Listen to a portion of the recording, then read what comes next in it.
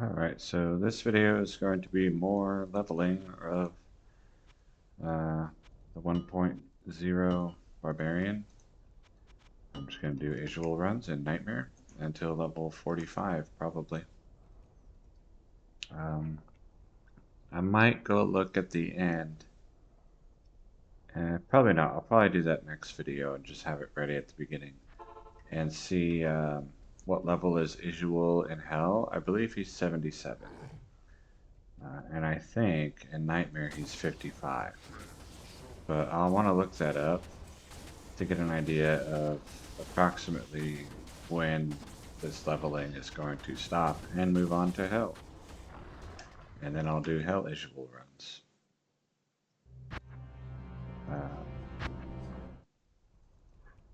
And one thing that you'll see at high levels is the experience bar is going to bug, and it will reset the amount of experience, like the white line here will reset to 0 before you level up.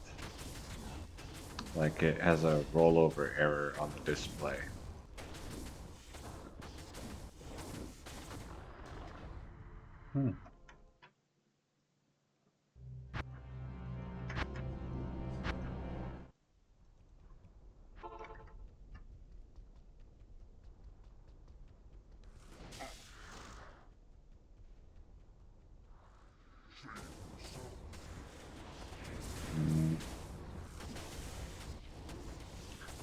But yeah, otherwise, it's just more of the same. And I've said this before, but I know a lot of people don't watch all the videos and they don't watch the full length of the video. The reason that I'm showing all of the playthrough, well, two reasons, and not skipping, just like, hey, level on Izual for a while until you're such and so level. One, it makes it a whole lot easier for me to just put out a video if I don't have to, like, I'm just playing anyway. So I just record all of my gameplay and people watch it. That's cool. But two is it gives you, if you're following along, a more reasonable idea of how long this process should take. So you're not like, man, you said leveling on Izual is fast, but this is taking me, I only play an hour a week and this is taking me 6 months. Well, here you can see, you can just add up the length of all these videos and see how long does it take. And you can watch my videos where I roll maps and see how long should you expect to be rolling maps before you get one where Izual is sufficiently close to do runs, etc.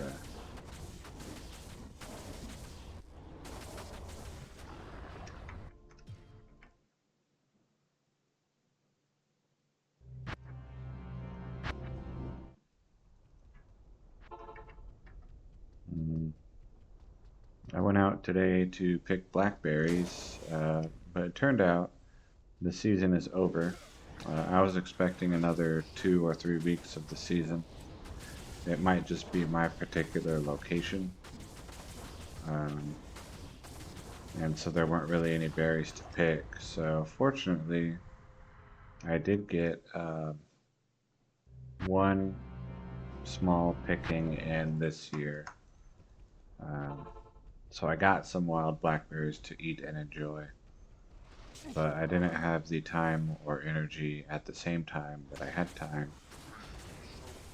Good luck following that one. To pick, a lot. So, and then my mealworm bin is, pretty crowded. So I'm wondering if overcrowding is a problem. They should have plenty of food, but I just don't want them biting each other, like trying to eat each other, because I know they will cannibalize. But I think probably all I really need to do is watch for pupa and take out the pupa.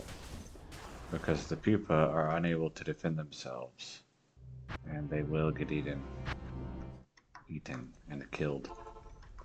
And I think that's what happened to my last batch. But maybe not, because at some point, I should have been down to the last living mealworm. And that turned into a pupa and then became a beetle, and the process continued. So I don't really know. They might have gotten diseased because I wasn't real picky about making sure there was no mold in their bin. I was like, oh, they'll just eat mold. It's fine. Maybe that's not true. So I was looking up on Google if I can feed them Orbeez to get water. And apparently there is a similar but better option of getting water crystals from the garden center at a hardware store. Which I don't know what that is, but it's probably just uncolored Orbeez.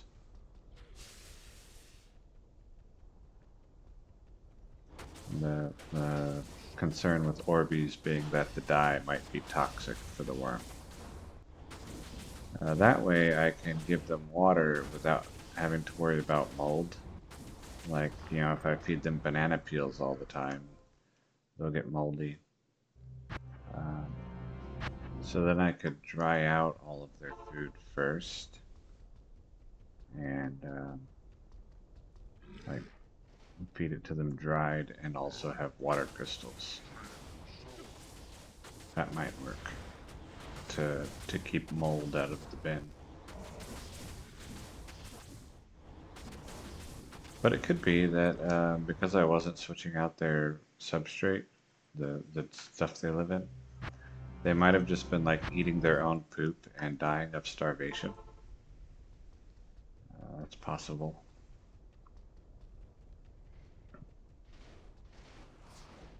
So today I added a bag of peppermint coffee that I bought on clearance a long time ago. And I don't drink coffee. So I figure this is, it's like food powder. So they'll be happy to live in it. And then I gave them some avocado hulls. Also some avocado seeds. I wonder if they'll eat those. Normally I don't buy avocado, but they had 4 avocados in the $1 produce markdown bag, so I bought those.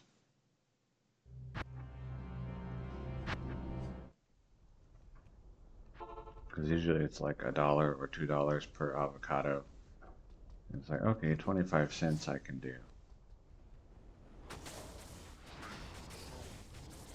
But otherwise, I mostly get bananas and frozen berries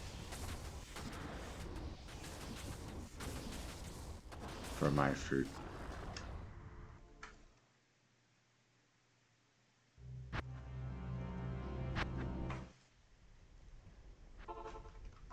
So I'm thinking, I've been trying to figure out what I can do as like a snack food for work.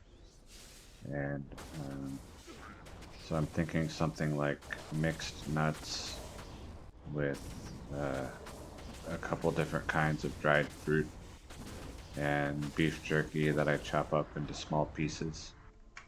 And then maybe bits of cheese that are stable at room temperature.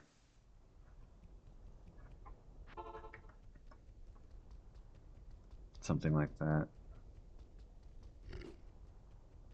Because I can't have, usually you put like, pretzels or popcorn or candy in trail mix, but I can't have any of those things.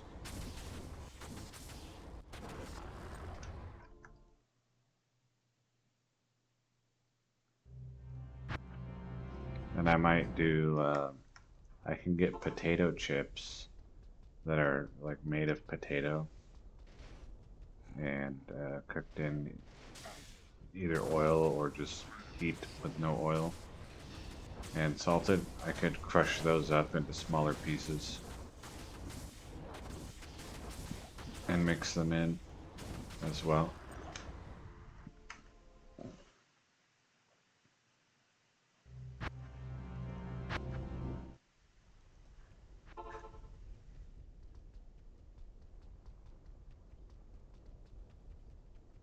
So the dried fruit would be able to replace the frozen berries because they kind of would have a similar cost. But I think I would get more food per dollar from the dried fruit actually. So,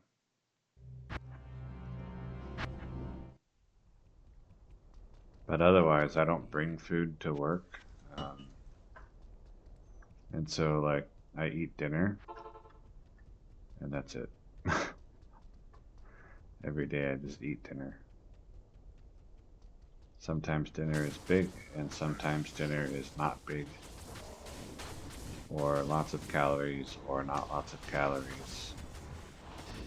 Because I haven't really done grocery shopping and food preparation for that purpose. Like the other day for dinner, I had 2 pounds of broccoli with salt on it, and that was dinner. Um, and then, like the next day, well, let's see, last night I had a pound of cottage cheese with blueberries. I had 20 ounces of salmon, which is a lot of salmon because it was on sale. And then I had a 12-ounce thing of peanuts. Vitality. Battle orders.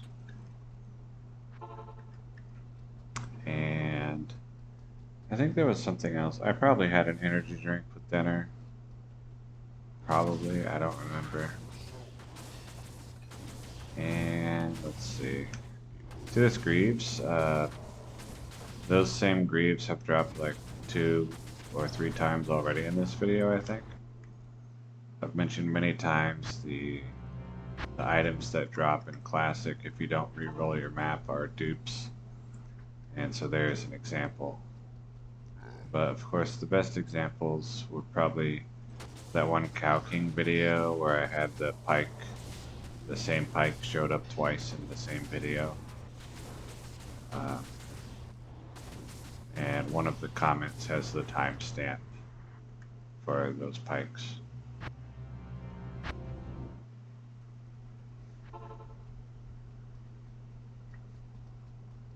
That was the normal Cow King. I don't remember which video number. Probably 37 because that's the one. I think 37 was the one with the most views. But I don't know. I noticed the 2 videos where I showed the interesting and exotic items, the rune word not translated, Kalkan, and the, what was the other one? Oh yeah, one hand damage. They got more views significantly, like higher view count. And I'm wondering, is that just like dumb luck, like YouTube showed it to a lot of people? Or if people are more likely to click on the weird screenshot because the videos were not titled with those items in mind. They just had the thumbnail. So it kind of, I guess it validates the idea that if I made a playlist of interesting and exotic items over time, that it would get a good reaction. And I like showing off cool items, so it's perfectly fine to do so. There's those Greaves again.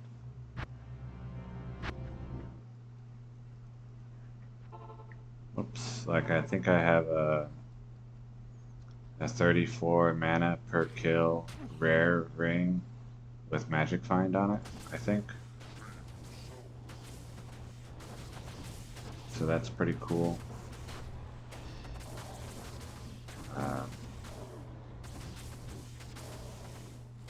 But a lot of the stuff that I would like to show, I don't really have.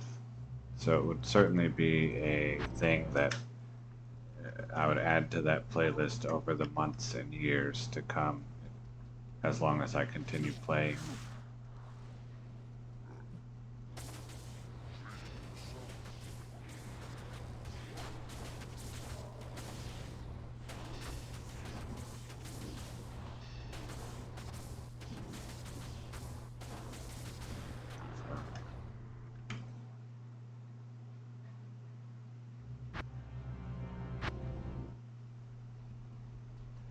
Why am I going there? I was thinking about repairing my weapon, even though the durability isn't showing up on the sidebar. And so since I was thinking about repairing the weapon, I started running towards Halberd, even though it's not time to repair the weapon.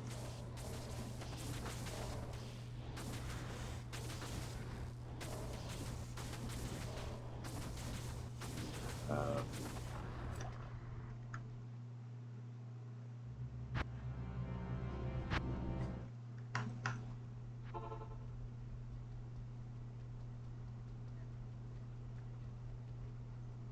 I saw, right before this, I saw a video, because I was looking for it, of someone eating minnows, eating bait fish, and because I was interested, like, if I decide to try growing my own minnows for food, like, are they even edible, or are they like, ugh, these are gross? And apparently they're fine. So that would be pretty cool. Um, to grow and eat my own little baby fish.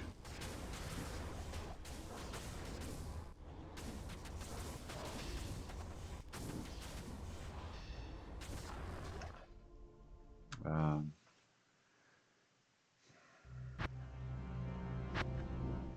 you can also, of course, eat the mealworms. I don't know if I'll do that.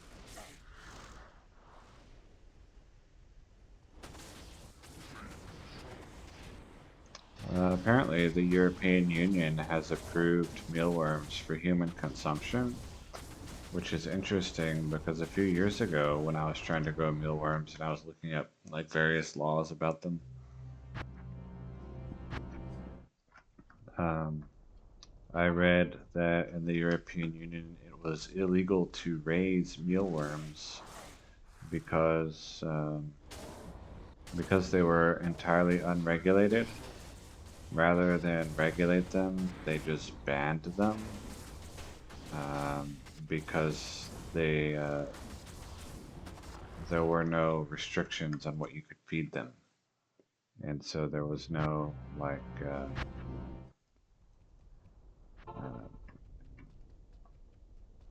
there was no one making sure like that you don't feed your worms human waste and then sell them as food. And there was no one making sure that your mealworms weren't fed mad cow and then sold as human food. Because if you feed mad cow to, or if you feed prions to mealworms, they will eat them and they will not get sick and they will not digest it, and you will get the prions if you eat the mealworm. So don't feed your mealworms mad cow. And in general, you're not supposed to really feed them meat anyway. They'll eat it, but it's not, they're not good at digesting it.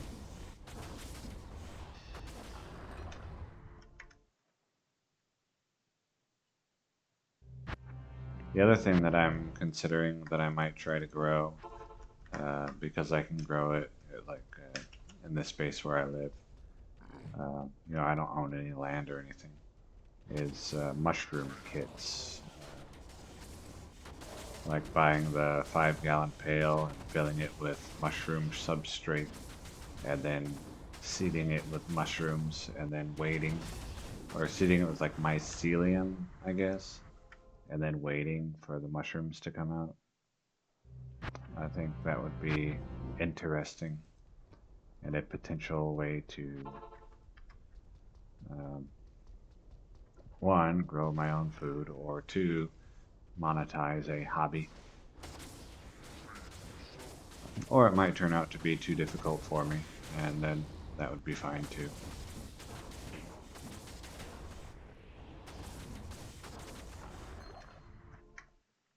So the mealworms, the mushrooms, and the minnows. Interesting that they all start with the letter M. Hello.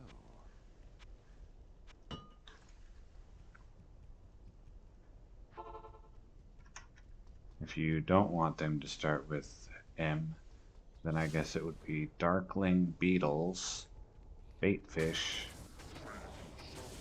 What was the last thing? Oh, fungi.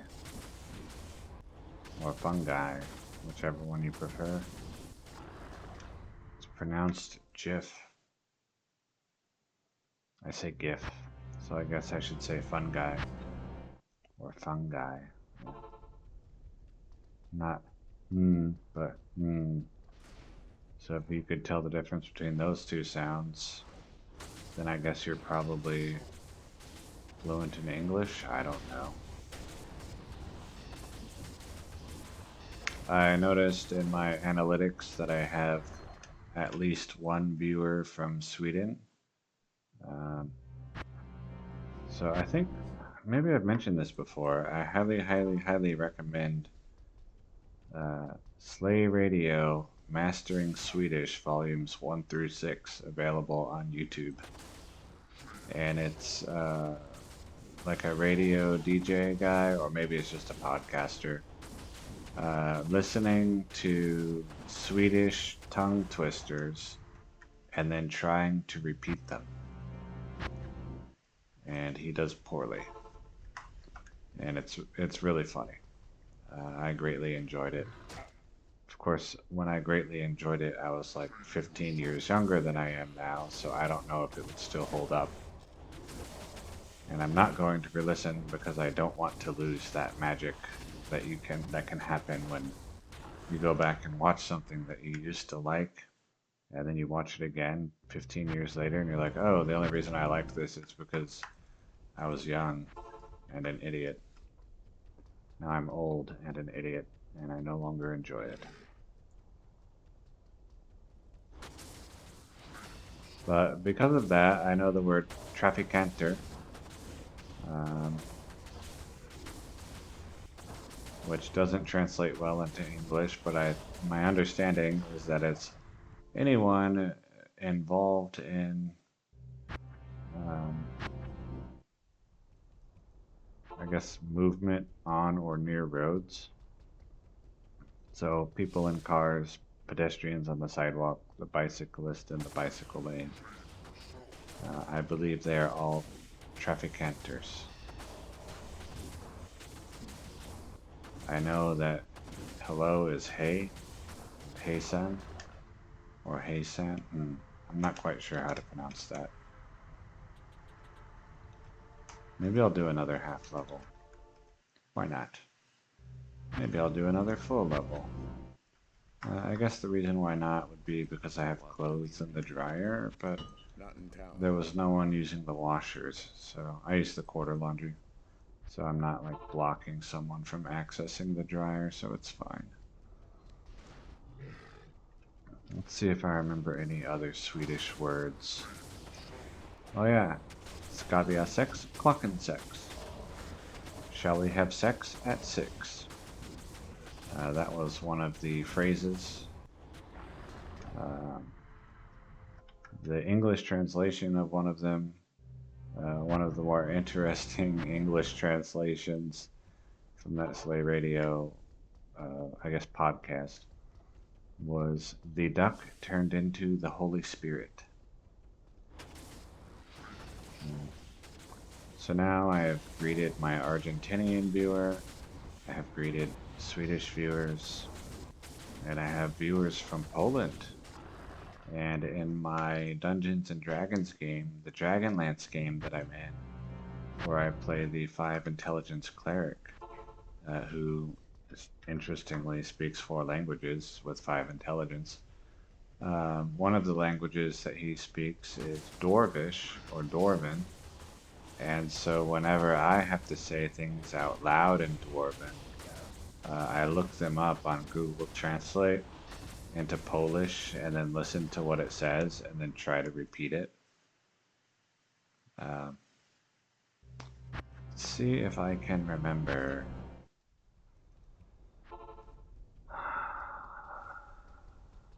Well, let's see. Templeton. These are my notes. Najlepszy. Najlepszy, I think. Najlepszy. That's the name of his dog. What was that? Oh, it's just open twice. Okay. Najlepszy. No, I think it's more of a SH than a ZH. I don't remember. But anyway, that was the name of his dog.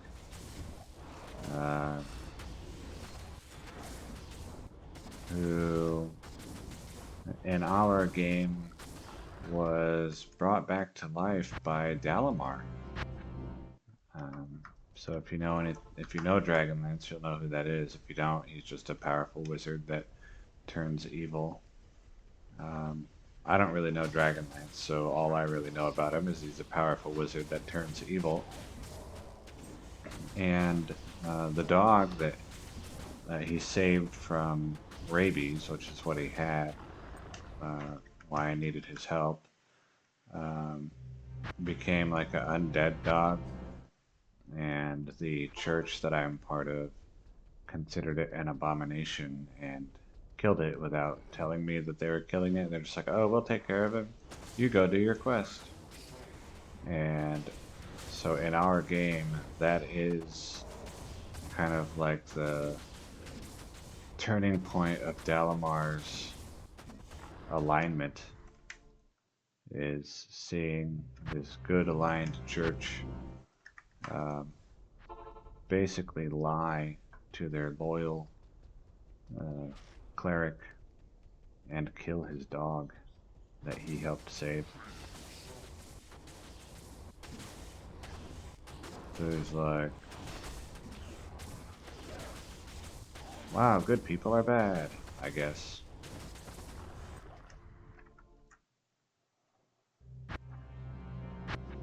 Najlepszy.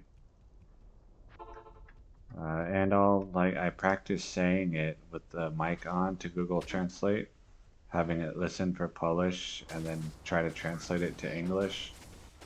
And once it successfully translates it,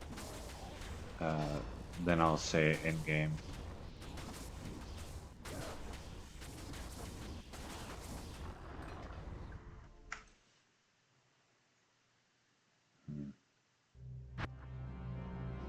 Let's see, I have 70. Okay, let's see how much experience I end with.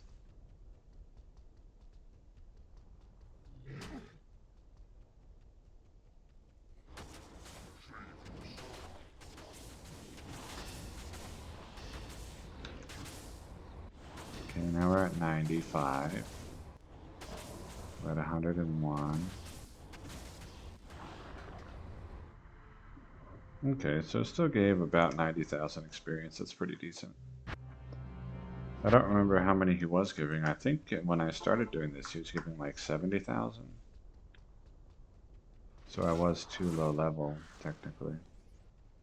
I'll probably just stop soon. This video is getting long enough for me. And I have other stuff to do, like finish my laundry.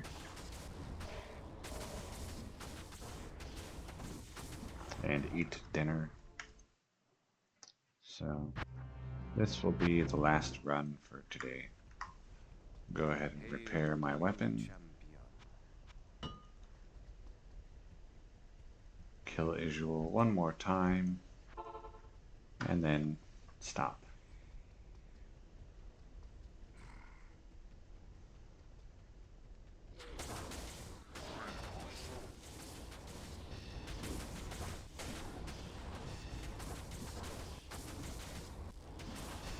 I think in Hell he gives like 450k experience.